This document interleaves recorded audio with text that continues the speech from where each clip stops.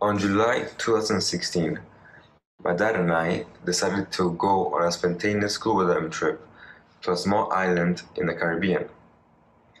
Now, at glance, this scuba trip would seem to be something regular, where nothing too exciting or too spontaneous was going to happen. However, this trip was done to have a very specific purpose, and that purpose was to put me face to face with a dozen of wild Caribbean reef sharks, right in the center of their habitat. Now, in order to understand why this is such a big deal for me, we have to take a trip back into my early childhood. You see, from a very young age, I pretty much diagnosed myself with an immense fear of the ocean and everything that revolved around it. Now, this doesn't mean that I wasn't able to go in the ocean, in beach trips or camping trips and whatnot. I would still be able to play in the shorelines and engage in regular activity.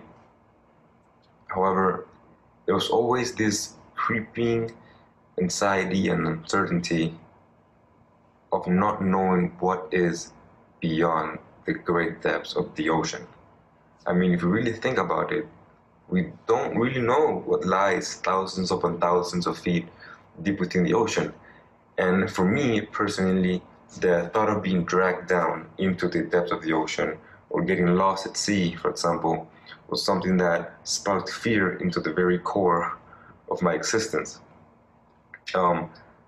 This is precisely why in summer of 2014, I started taking scuba lessons in order to not only finally face my fears, but to overcome them.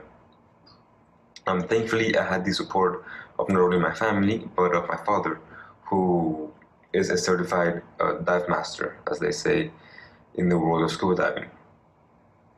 And after the 2-week course, I was able to successfully perform 6 40-minute scuba dives. I know. Now, I can't lie to you guys because I make it seem easier than it actually is. This was one of the hardest things that I think I've ever done in my life, completing those 6 dives.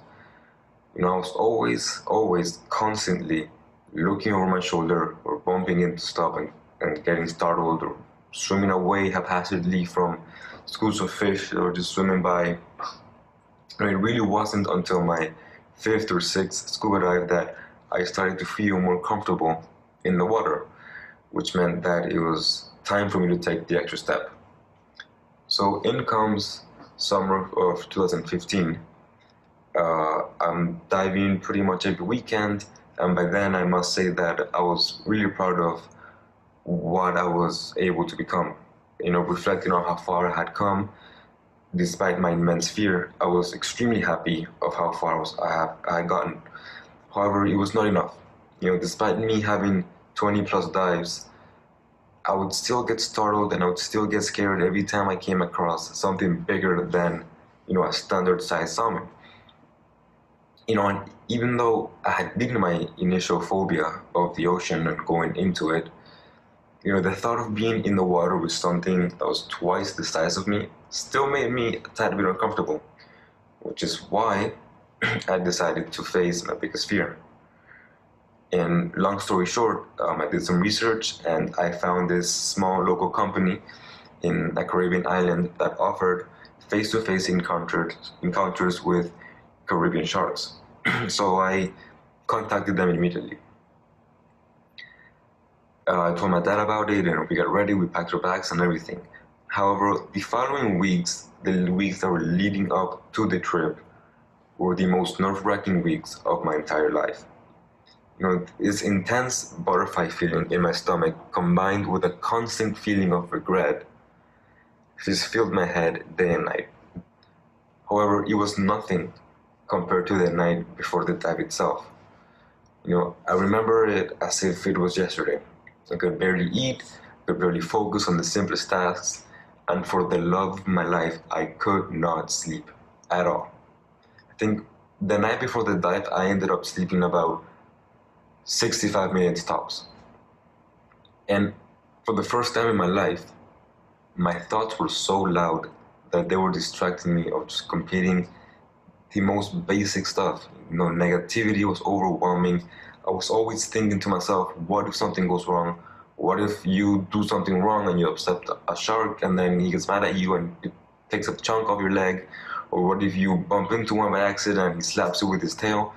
I didn't know. It was almost as if I was trying to convince myself of not completing this challenge. But sooner or later, morning came and it was time for me to wake up. And I remember that morning drinking a ton of coffee in order to desperately wake myself up. And I was slowly eating my breakfast, almost as if I was on death row and it was my last meal. And walking to the van that would take us to the dive center in slow motion, almost as if I was an astronaut walking into a space mission where I would never come back to Earth. Every single cylinder in my body was just constantly firing and screaming at my mind, just saying, no, don't do this. However, if it wasn't for the people around me at the time, for my dad, for my friends, I fully believed I would have quit it and I wouldn't have gone through with this. So when we finally got to the place and we were greeted by the guides and the dive masters, they put us all into a classroom and they started to teach us, some do's and some don'ts. And I remember them just jotting down those words, remembering them like a hawk. Every single syllable, every single word that they say, I memorized and I learned almost as if my life depended on it. Because for me, at the time, I thought it did. I thought that if I didn't do exactly as they say, I was going to do something wrong, or something was going to go wrong, and I was going to throw the whole thing away.